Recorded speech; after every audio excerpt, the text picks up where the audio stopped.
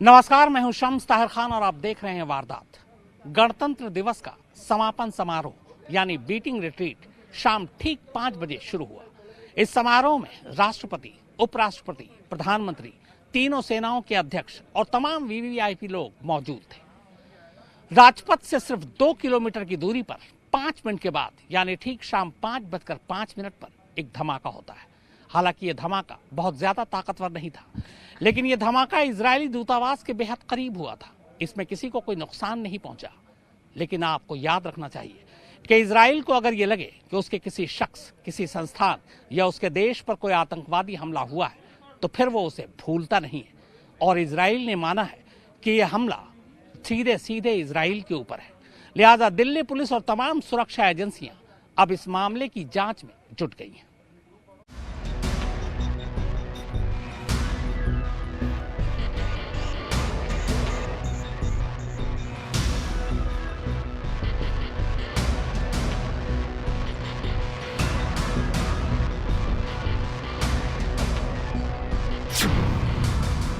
Israeli दूतावास के पास धमाका।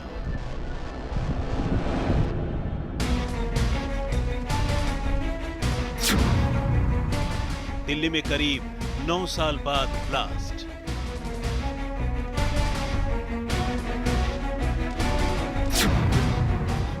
धमाके से कई कारों के शीशे चकनाचूर।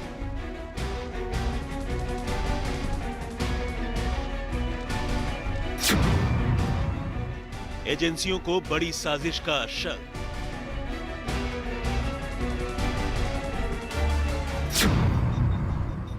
आईईडी से ब्लास्ट किए जाने की आशंका।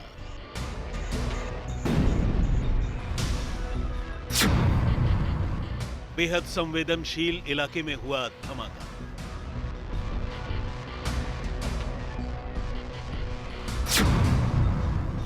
महज 2 किलोमीटर दूर थे पीएम और प्रेसिडेंट।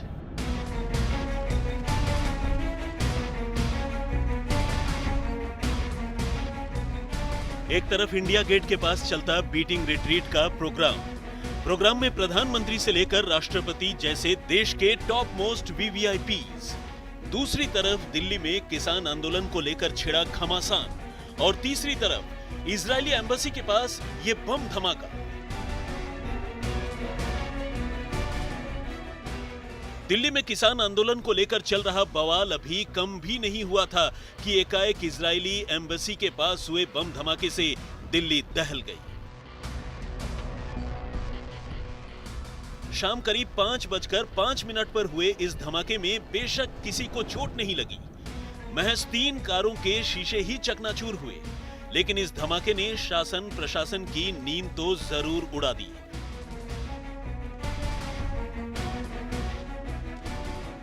अव्वल तो ये एक बम धमाका था और दूसरा ये धमाका इतनी संवेदनशील जगह पर हुआ जहां धमाके का मतलब देश की सुरक्षा व्यवस्था को बड़ी चुनौती देने जैसा है।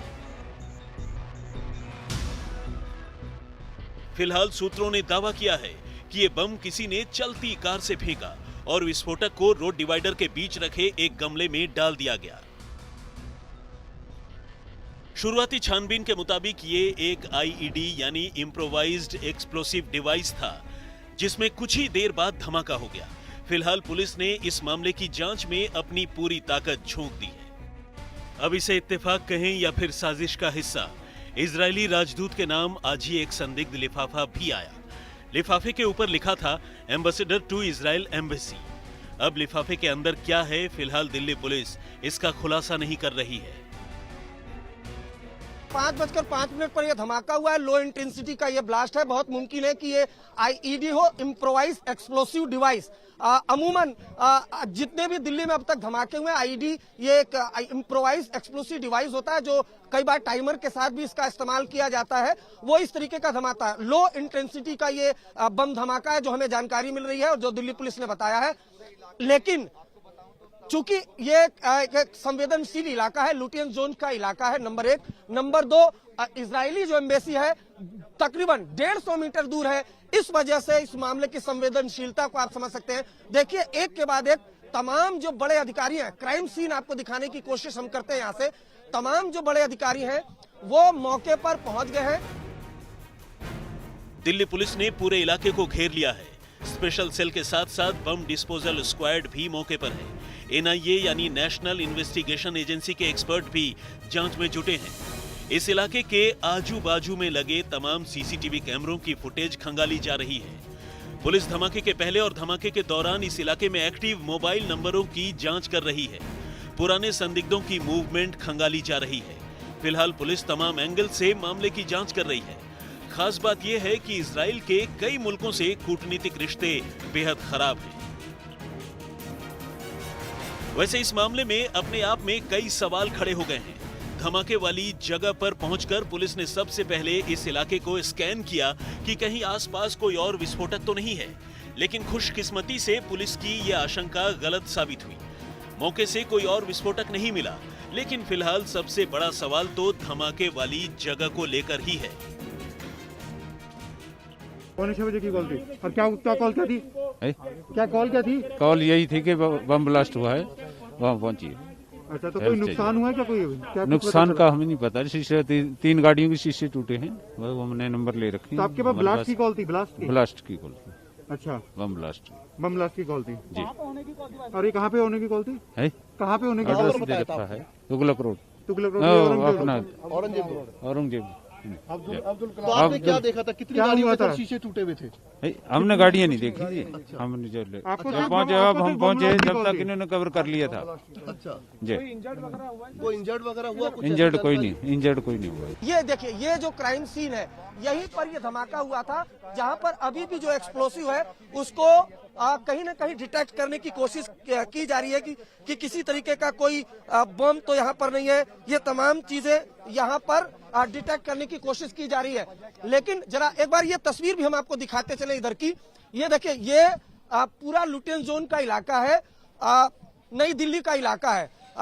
वीवीआईपी लोग यहाँ पर रहते हैं और यहाँ पर ही जो इजरायली दूतावास, और यहाँ से अगर बात करें, यहाँ से आप देखें तो ये जिस तरीके से यहाँ पर बैरिकेटिंग की गई है, सीआरपीएफ के यहाँ पर जवान है, और इस बैरिकेटिंग के ठीक कुछ दूरी पर ही फुटपाथ पर यह धमाका हुआ है।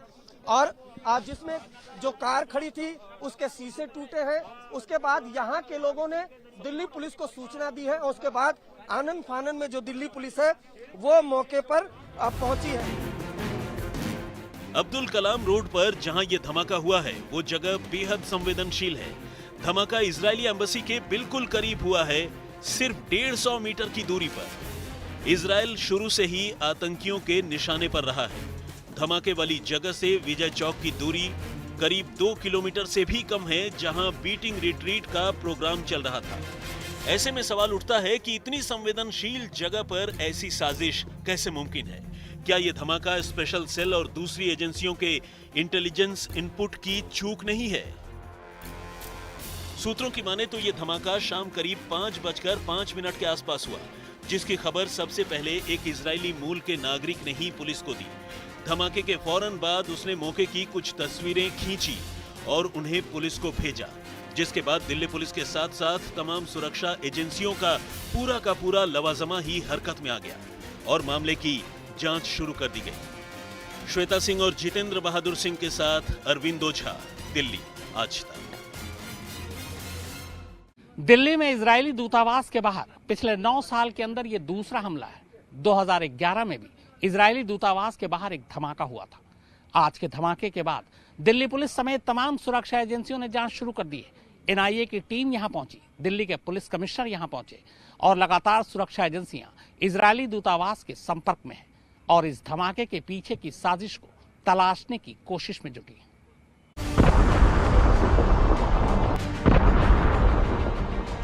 दिल्ली में हुए धमाके के असर का अंदाजा इसी बात से लगाया जा सकता है कि इस धमाके की थर्राहट सिर्फ हिंदुस्तान ही नहीं बल्कि दूर इजराइल में भी सुनाई दे रही है। इजराइल इसे आतंकी हमले के तौर पर ही देख रहा है। इस बीच भारत के विदेश मंत्री एस जयशंकर ने इजराइल के विदेश मंत्री से बात की है और उन्हें भरोसा दिया है कि गुनहगारों को किसी भी कीमत पर बख्शा नहीं जाएगा।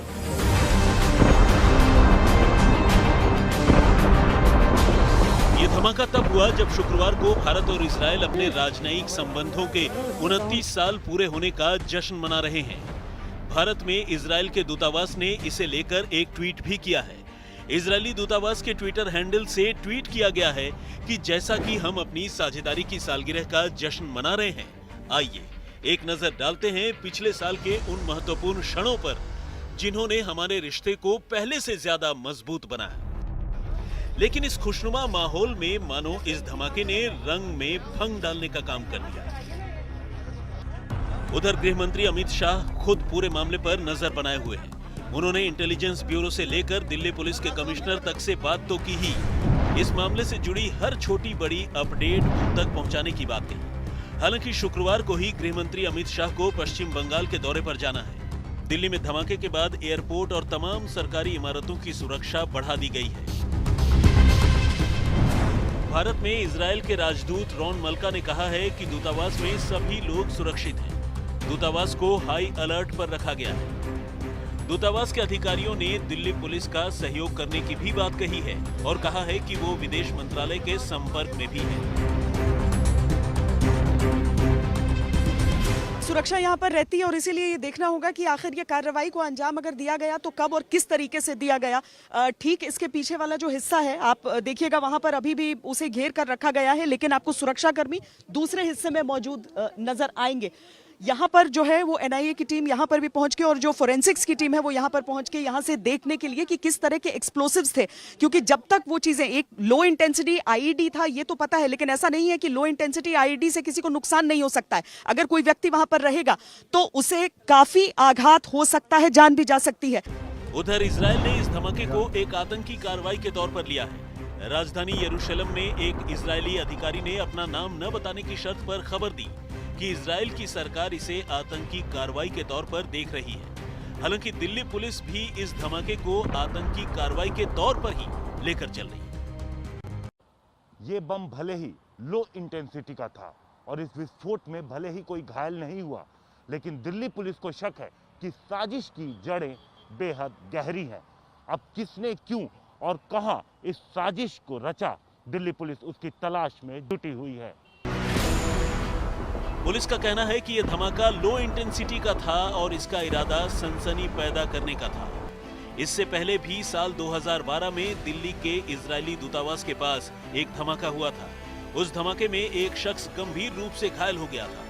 धमाके में एक स्टिकी बम का इस्तेमाल किया गया था जिसे एक गाड़ी में चिपका दिया गया था। इत्तेफाक से इस बार भी धमाके का अंदाज कुछ वैसा ही है, बस इसे गाड़ी में चिपकाया नहीं गया बल्कि इस बम को रोड डिवाइडर के बीच एक फूल के गमले में रख दिया गया था।